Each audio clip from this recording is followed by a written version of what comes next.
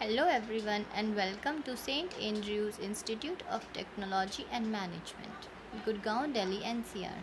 St. Andrew's Institute of Technology and Management is the best college in entire northern India and the fastest developing college of the country. It has a variety of courses that you can choose for yourself, like BTech into various branches, BBA, BCA, and they're very soon starting up with MBA, Architecture and Law. This college is very famous for providing a very quality education with so much focus on training of both the students also and as well as the teachers also, right? And they have so much I would say so much kind of importance is laid down on the research works, and so much focus is there for the studies part along with the overall development. If you look at the infrastructures, it's world class. If you look at any kind of, you look at the training also, then they such quality education is being provided. The students have access to so much quality of training and education that it really brings such good quality uh, kind of technique. It just enhances their skills. So if you're looking for admission for yourself or for any of your known or for your kids, this is the best place that you could come to.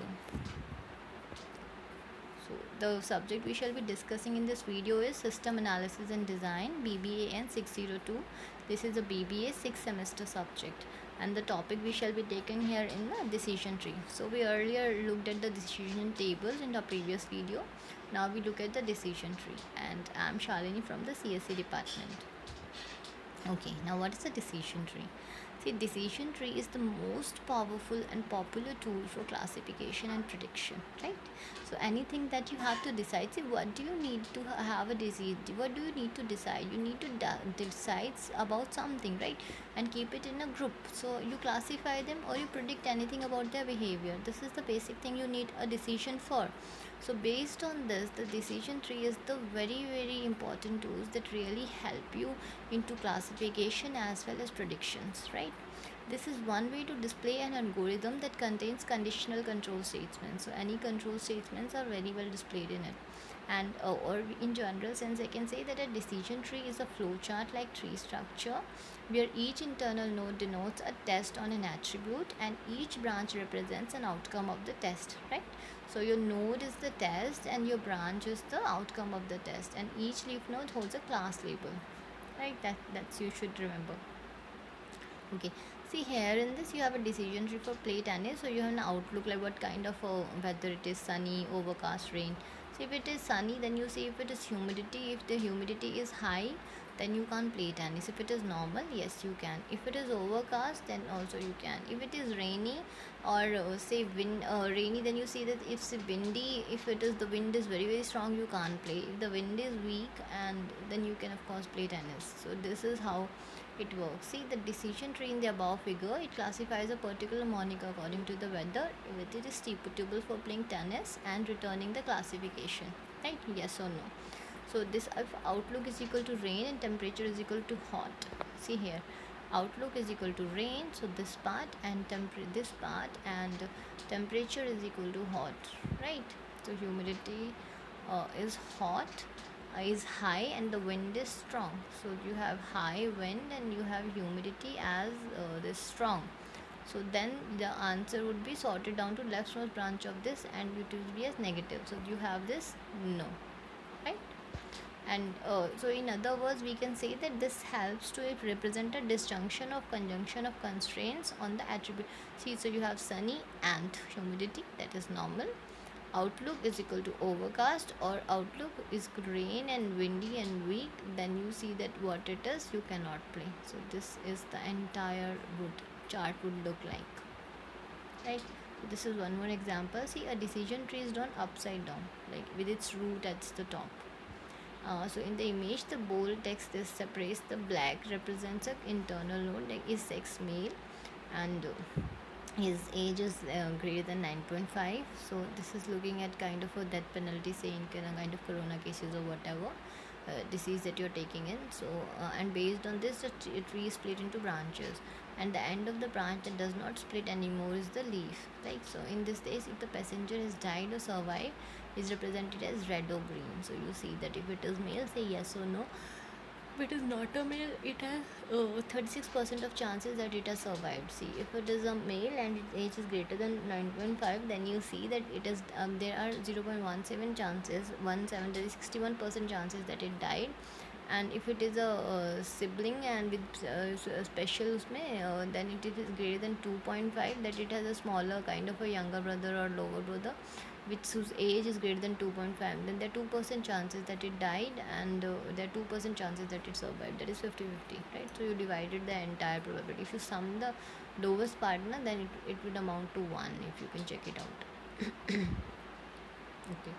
So the feature important is clear and the relation can be viewed easily, right? You can easily see what kind of relationship they share. And this is more commonly known as learning decision tree from the data, and this is known as classification tree. Because you classify passenger as survived or died, so you basically kind of see if it is passenger, you kind of see a vehicle wherein which has met with an accident maybe. Okay.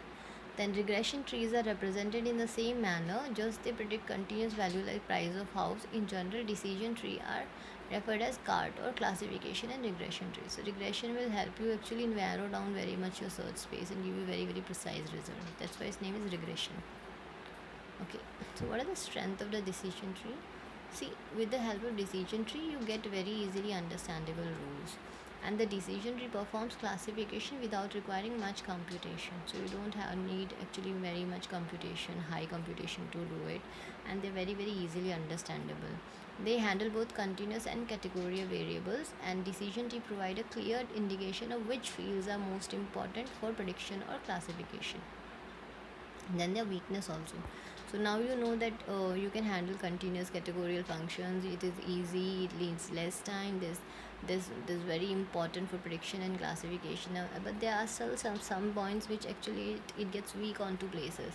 See, they are less appropriate for estimation task where the goal is to predict the value of continuous attribute, right? So wherein you have a continuously growing attribute, so it becomes difficult to evaluate the task, right? So one point.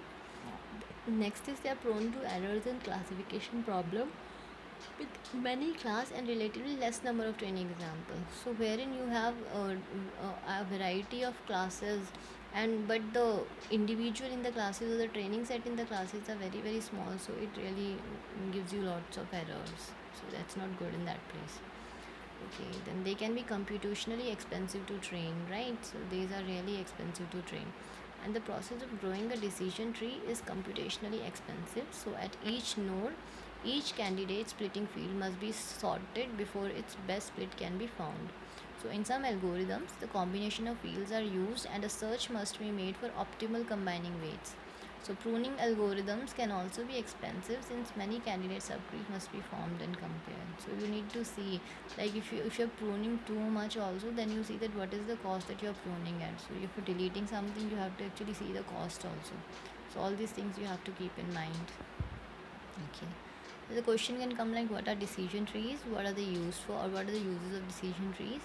And you like the advantages and disadvantages of this. That's all for today. I try to keep it in very simple points. I hope you liked it.